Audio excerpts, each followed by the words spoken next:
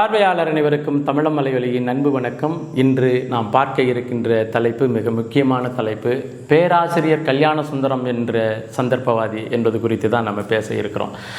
தொடர்ச்சியான களப்பணி, மக்கள் சந்திப்பு, திருவையாறு தொகுதி முழுமைக்கும் பயணத்திட்டம், இது போல வேலைகள் இன்னும் 10 கட்சி மாவட்டமாக ஒட்டுமொத்த தொகுதியையும் பிரித்து தனித்தனியான செயல் திட்டங்கள் இதையெல்லாம் வகுத்து வேலை செஞ்சுக்கிட்டு இருக்கும் பொழுது இந்த காணொலி பதிவுக்கு நம்ம நேரம் ஒதுக்கி பதிவு பண்ணணுமா வேண்டாமா அப்படிங்கிற ஒரு கேள்வி இருந்தது.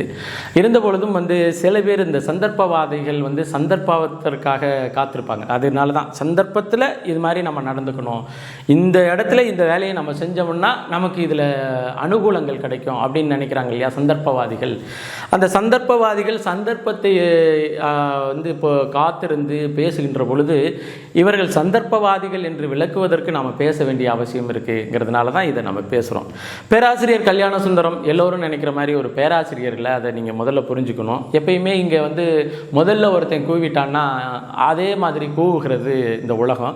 அதனால் பேராசிரியர் என்கின்ற தகுதி, அதாவது யூனிவர்சிட்டி கிராண்ட் கமிஷன் அதனுடைய அடிப்படையில் பார்த்தீங்கன்னா பேராசிரியர் என்கின்றதற்கு ஒருத்தர் முனைவர் பட்டம் முடிச்சுட்டு அதன் பிறகு சர்வதேச அரங்கில் அவர் ஆய்வு கட்டுரைகளை வெளியிட்டு ஒரு 15 வருஷத்திற்கு மேலே அவர் ஆய்வு கட்டுரை ப்ளஸ் அந்த டீச்சிங் அண்ட் நான் டீச்சிங் எக்ஸ்பீரியன்ஸ்னு சொல்லுவோம் இல்லையா, அதெல்லாம் இருந்தால் தான் பேராசிரியர்.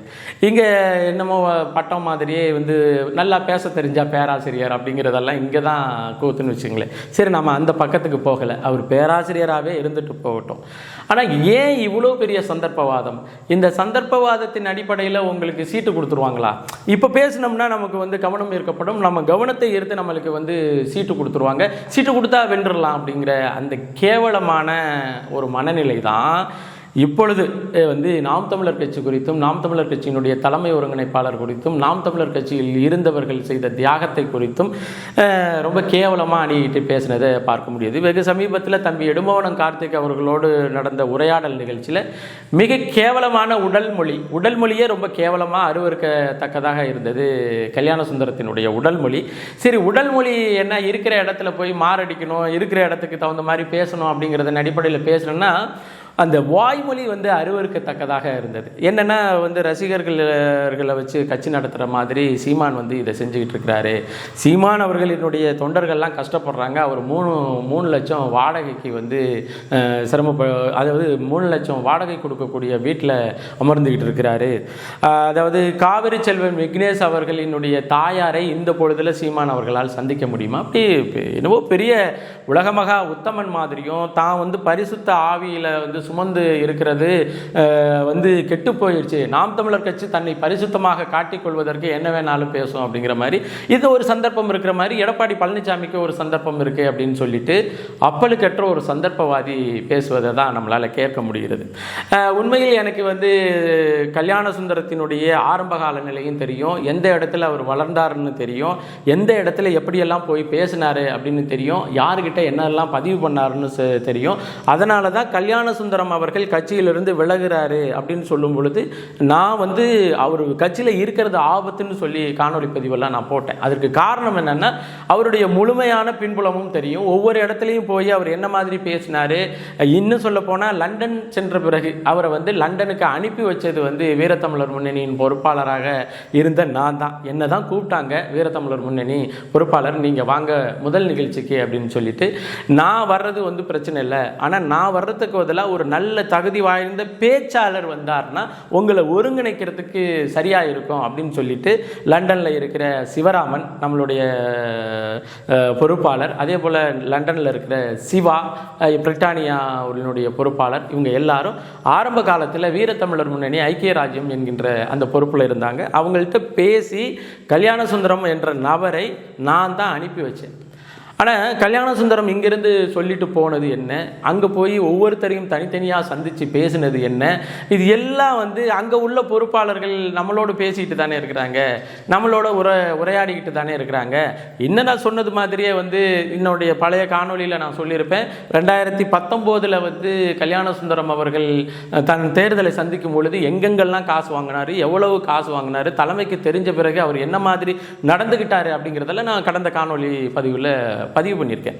இப்போ காவிரி செல்வன் அவர்களினுடைய விக்னேஷ் அவர்களுடைய மரணத்திற்கு ஏதோ சீமான் அவர்கள் தான் காரணம், சீமான் அவர்கள் மரணம் அடைந்த பிறகு கண்டு கொள்ளலை அப்படின்னு எல்லாம் சொல்கிறார் இல்லையா பேராசிரியர் கல்யாண சுந்தரம். இவர் ஏன் இதுவரையிலும் இது குறித்து பேசலை அப்படின்னு சொன்னால், கல்யாண சுந்தரத்துக்கு தெரியும் காவிரி செல்வன் விக்னேஷ் அவர்களுக்கு அவங்க குடும்பத்தாருக்கு நாம் தமிழர் கட்சி எவ்வளவு காசு கொடுத்துருக்குன்னு கல்யாண சுந்தரத்துக்கு தெரியும். அதே போல் கல்யாண சுந்தரம் அவர்களுக்கு நல்லா தெரியும் விக்னேஷ் அவர்களினுடைய அம்மா என்ன மாதிரியான கட்சியோடு சேர்ந்துக்கிட்டு என்ன மாதிரியான பேசிக்கிட்டு இருக்கிறாங்க, என்ன மாதிரி அவங்க நடந்துக்கிட்டு இருக்கிறாங்க, அவன் தன்னுடைய மகனுடைய தியாகத்தை பொருளாதாரமாக மாற்றுகின்ற வேலையை அவங்க செஞ்சுக்கிட்டு இருக்கிறாங்க அப்படின்னு மனசாட்சி உள்ள கல்யாண சுந்தரத்துக்கு தெரியும். ஆனால் சந்தர்ப்பவாதி கல்யாண சுந்தரம் எதற்காக காத்து கொண்டிருக்கிறார் அப்படின்னு சொன்னால், இந்த தேர்தலில் எப்படியாச்சும் நாம் ஒரு கவனம் இருக்கக்கூடக்கூடிய அளவாக நம்ம மாறணும். அப்போ கவனம் இருக்கக்கூடிய ஒரு அளவாக மாறணும்னா நாம் தமிழர் கட்சியை எதிர்த்து பேசினா கவனம் ஈர்க்கப்படும். நிறைய பேர்கிட்ட கவனம் ஈர்க்கத்திட்டா நம்மளுக்கு எடப்பாடி பழனிசாமி சீட்டு கொடுத்துருவாரு அப்படிங்கிற நப்பாசை. எனக்கு தெரிஞ்சு காளியம்மாவுக்கு கூட எடப்பாடி பழனிசாமி அவர்கள் சீட்டு கொடுக்கலாம், கல்யாண சுந்தரத்துக்கு சீட்டு கொடுக்க மாட்டார். ஏன்னா கல்யாண சுந்தரம் எவ்வளோ பெரிய சந்தர்ப்பவாதி என்று எடப்பாடி பழனிசாமி அவர்களுக்கு தெரிஞ்சிச்சுன்னா எடப்பாடி பழனிசாமி அரசியல் பொழைக்கும், இல்லாட்டினா எடப்பாடி பழனிசாமி அரசியல் முடிஞ்சிடும். ஏன்னா அதன் பிறகு என்ன சொல்கிறாருன்னா, இங்கெல்லாம் கஷ்டப்பட்டு தேர்தலில் நிற்கிறாங்க, அவர் மாதம் 3 லட்ச ரூபா வாடகையை வாங்கிட்டு வாடகை கொடுத்துட்டு வீட்டில் இருக்கிறாரு அப்படின்னு சொல்லி. இப்போ நாம் இதை இன்னும் கொஞ்சம் நேர்மறையாகவே நம்ம எதிர்கொண்டோம்னா, கல்யாண சுந்தரத்தினுடைய ஆரம்பகால நிலை என்ன, கல்யாண சுந்தரத்துக்கு இருந்த வசதி வளர்ச்சி என்ன, 2019 அவர் தேர்தலில் நின்ன பொழுது எவ்வளவு காசு வாங்கினார், எவ்வளவு செலவு பண்ணார், எவ்வளவு திருப்பி கொடுக்க வந்தார், திருப்பி கொடுக்க வந்த கல்யாண சுந்தரத்திட்ட சீமான் அண்ணன் என்ன பேசினார், எப்படி அனுப்பி வச்சார் அப்படிங்கிறது எல்லாமே பொதுப்படையாக பேசலாம் அப்படின்னு சொன்னால், கல்யாண சுந்தரம் தயார் என்றால் இங்கே கட்சியிலேருந்து வேற யாரும் கூட வர வேண்டியதில்லை, நானே தயார், நானே பேசுகிறேன். அது அந்த பேசும் பொழுது கல்யாண சுந்தரம் செய்கின்ற தவறை கடந்த காலத்தில் செய்த தவறை எல்லாம் பேசுறதுக்கு இங்கே யாருக்கும் துணிச்சல் இல்லாமல்லாம் இல்லை. கருமம் நம்ம கையை விட்டு போயிடுச்சு, அது கருமமாகவே இருந்துட்டு போகுதோ சரி, ஒரு மனிதாபிமான அடிப்படையில் நம்ம பார்த்தா வணக்கம் அப்படின்னு சொல்லிட்டு போகிறோமே ஒழிய, கல்யாண சுந்தரம் பெரிய நியாயவான், கல்யாண சுந்தரம் ஒரு என்ன சொல்கிறது, ஒரு பியூரிட்டியான ஆள், அதனால் பேசி இருக்கிறாங்க. உண்மையிலேயே முழுநீள சந்தர்ப்பவாதி அப்படின்னு சொன்னால் கல்யாண சுந்தரம் தான். அவர் எந்தெந்த காலகட்டத்தில் எந்தெந்த இடத்துல என்னென்ன மாதிரியெல்லாம் பேசினார். எல்லாரும் சீமான் யான்னு சொல்கிறீங்க, சீமான் அண்ணனுக்கு பிறகு சீமான் அண்ணன்னு சொல்லலை, எனக்கு வாயில் அண்ணன் வந்துடுது. அவர் கல்யாண சுந்தரம் சொன்னது சீமானுக்கு பிறகு யாருன்னு பாருங்க அப்படின்னு எல்லாம் பேசின இடம் உண்டு, தடம் உண்டு. எந்த இடத்துல சும்மா போகிற போக்கில் அண்ணன் சீமான் அவர்கள் கல்யாண சுந்தரம் வெளியில் போகணும்லாம் விடமாட்டாருங்க. சீமான் அண்ணனுக்கு தெரியும், எனக்கு தெரியும், ஒருவன் கட்சியிலிருந்து அவன் உண்மையிலேயே மனக்குறையோடு கட்சியிலேருந்து வெளியில் போகிறான் அப்படின்னு தெரிஞ்சிச்சுன்னா எப்பாடுபட்டாவது அவனை கட்சியில் இருத்தி வைக்கணும் அப்படின்னு தான் நினைப்பாங்க அண்ணன். ஆனால் ஒருத்தன் இந்த பவுண்டரிக்குள்ளேயே தங்கக்கூடாது அப்படின்னு ஒருத்தன் நினச்சிட்டாருன்னா, அந்த அளவுக்கு இவங்க கட்சிக்குள்ளே இருக்கும் பொழுது சேட்டை செஞ்சுருந்தா மட்டும்தான் சரி போய் தொலை, உன்னை வச்சுக்கிட்டு இன்னமேலுக்கு நம்ம ஊரில் சொல்லுவாங்க இல்லையா, கொம்பால குறுணி வந்தால் கூட கூரை பிடுங்கி திங்கிற மாடு உதவாது, அது வீட்டை கூரையை பிடுங்கி தின்னு முடிச்சிரும் அப்படின்னு. அப்படி கூரையை பிடுங்கி தின்னு முடிக்கணும்னு நினைச்ச ஆடுகளில் ஒரு ஆள் தான் கல்யாண சுந்தரம். அப்போ அதனால் என்னமோ இப்போ அதிமுகவில் சீட்டு வேணும், அதற்கு யாரை டார்கெட் பண்ணுறதுன்னா நாம் தமிழர் கட்சியை டார்கெட் பண்ணணும் அப்படின்னு சொல்லிட்டு சீட்டுக்கு நோட்டுக்கு பேரம் நடந்துதான். இன்ன வரலையும் இவங்க விஜய் எதுக்கலையே. ரொம்ப யோக்கிய சிகாமணி கல்யாண சுந்தரம் விஜய் செய்த தவறுகள், கரூர் கொலை சம்பவம் குறித்து அதிமுகவோட நிலைப்பாடுன்னு ரொம்ப யோக்கிய சிகாமணின்னா பேசியிருக்கணும் இல்லையா. ஒரு காவிரி செல்வன் விக்னேஷ் இறந்து போனது நாம் தமிழர் கட்சி கண்டுக்காம விட்டது. இதை விட அயோக்கியத்தனம், இதை விட பச்சை அயோக்கியத்தனம் ஏதாச்சும் உண்டா? காவிரியினுடைய பிரச்சனையினால காவிரி நீர் மறுக்கப்பட்டதுனால விக்னேஷ் அவர்கள் தீக்குளித்து இறந்து போனார். அது எல்லாருக்குமே தெரியும். காவிரி செல்வன் வச்சு நம்ம கொண்டாடுறோம். இன்னைக்கு நாங்கள் நடத்துகிற எல்லா மாநாடுகள்லையும் காவிரி செல்வனுடைய படம் இருக்குது. சரியா, தண்ணீர் மாநாட்டில் காவிரி செல்வன் விக்னேஷ் அவர்களுடைய படம் வைக்கப்பட்டது. மக்கள் பெருந்திரள் மாநாடு, 4 லட்சம் பேர் கூடி கலைஞ்ச அந்த மாநாட்டில் காவிரி செல்வனுடைய படம் வைக்கப்பட்டது. ரொம்ப யோக்கிய சிகாமணி கல்யாண சுந்தரம் அவர்கள் அதிமுக கிட்ட பேசி காவிரி செல்வனுக்கு ஒரு வீர வணக்க பொதுக்கூட்டத்தை நீ நடத்திடு, ரொம்ப யோக்கியம் வந்தேன்ன நீனு. இப்போ உனக்கு என்ன பிரச்சனைனா, கட்சியில் ஒரு கல்யாண சுந்தரம் இருக்குதா, ரெண்டாவது கல்யாண சுந்தரம் வந்து சேர்ந்துட்டாங்களே அப்படிங்கிறது உனக்கு பிரச்சனை. என்ன ரெண்டாவது கல்யாண சுந்தரம்னா அது நம்ம காளியம்மா அவர்கள். காளியம்மாள் எப்படி வந்து அப்படியே அதிமுகவிலேயே கரைஞ்சு போய் அப்படியே முழு அதிமுக காரண மாதிரி நான் 2010 அதிமுகவில் இருந்தேன்னு நாம் தமிழர் கட்சியில் இருந்தவர்களையும் காளியம்மா அவர்கள் வந்து நான் முன்னாள் அதிமுக பொறுப்பாளர்னு சொல்லலை.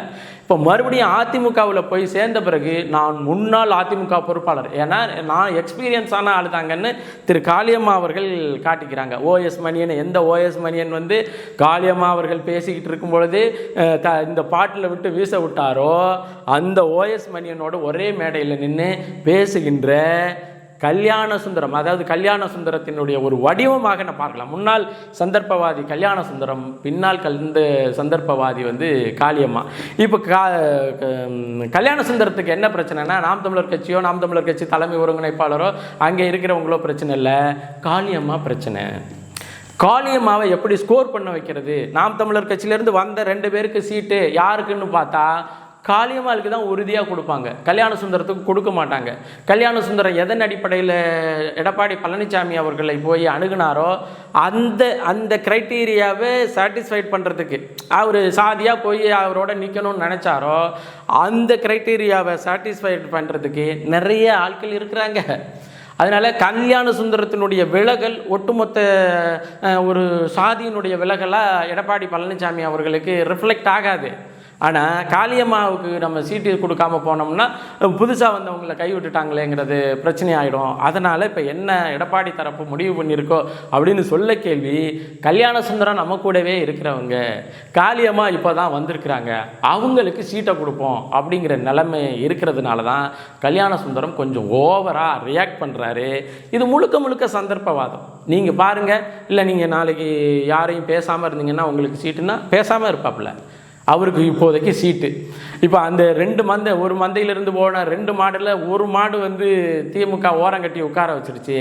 இப்போ இந்த மாடு, எந்த மாடு, கல்யாண சுந்தரங்கிற மாடு என்ன பண்ணுதுன்னா எப்படியாச்சும் முட்டி நம்மளுடைய வீரத்தை காமிச்சிட்டு நம்ம சர்வைவல் ஆஃப் த ஃபிட்டஸ்ட் அப்படிங்கிற நிலையில் இருந்தர்ன்னு நினைக்கிறதே ஒழிய மற்றபடி வந்து நாம் தமிழர் கட்சியை வந்து குற்றம் கூறுகிற அளவிற்கு தகுதியான நபராக திரு கல்யாண சுந்தரம் இருந்ததும் இல்லை, இருக்க போவதும் இல்லை.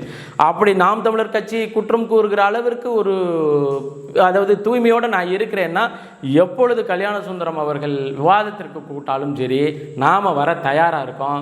கல்யாண சுந்தரத்தினுடைய இந்த பேச்சு வந்து எப்படின்னா இந்த சந்தர்ப்பவாதத்தில் பேசுறது. இதுக்கு முன்னாடி ஐயநாதன் வந்து பேசின காணொலிகளை நீங்கள் கேட்டிருக்கீங்க. ஐயநாதன் வந்து அவங்கள்ட்ட ஒரு படை இருக்குங்க, அவங்கள்ட்ட ஒரு கேடர்ஸ் இருக்குங்கன்னு பேசின அதே கல்யாண சுந்தரம் அதே ஐயநாதன் நேற்று வரைவு அறிக்கை வந்தவொடனே மாற்றி பேசுகிறான். யார்? ஐயநாதன் இல்லைடா, நான் ஐயோநாதன் அவன் நிரூபிக்கிறான். அதே போல் கல்யாண சுந்தரம் வந்து ஒரு ஸ்ட்ரக்சருக்குள்ளே வரணும், நம்ம வந்து ஒரு கவனிக்கப்படக்கூடிய ஆளாக மாறணுங்கிறத தாண்டி வேறு எந்த புண்ணாக்கும் கிடையாது கல்யாண சுந்தரம் பேச்சு. இன்னும் சொல்ல போனால் நாஞ்சில் சம்பத்தை விட மோசமான ஒரு ஆளாக கல்யாண சுந்தரம் மாறிக்கொண்டே இருக்கிறார், மாறி போவார். நமக்கு இதிலெல்லாம் பெரிய இல்லை. அதே போல் பொதுவாதத்தில் வந்து ஓய்ங்கிறதெல்லாம் திரு கல்யாண சுந்தரம் நினச்சிக்கணும். மரியாதை வந்து ஒரு பக்கமாக போகிறதில்ல, 2 பக்கம். நீ கொடுத்தீங்கன்னா உனக்கு கிடைக்கும், இல்லாட்டினா அடுத்த விதத்தில் ஏன் தம்பி என்னையா அப்படின்னு பேசுகிறத சூழல் உருவாகிடும். அதனால் கல்யாண சுந்தரம் தன்னுடைய மரியாதையை பாதுகாத்து கொள்ள வேண்டிய அவசியமும் பொறுப்பும் இருக்குது. ஏன்னா அவருடைய மரியாதையை பாதுகாக்கிறது அவருடைய கையில் தான் இருக்குது என்பதை பதிவு செய்து, கல்யாண சுந்தரத்தினுடைய பேச்செல்லாம் பெருசாக சீரியஸாக எடுத்துக்காங்க. இப்போ நம்ம ஏன் இந்த காணொலி பதிவு இதுக்காக போட்டோம் அப்படின்னு சொன்னால், இந்த நேரத்தில் அது சந்தர்ப்பவாதத்தை வந்து பயன்படுத்துகிறாரு, இவர் யோக்கியர் இல்லை அப்படின்னு சொல்கிறதுக்காக தான் இதை போட்டோம்.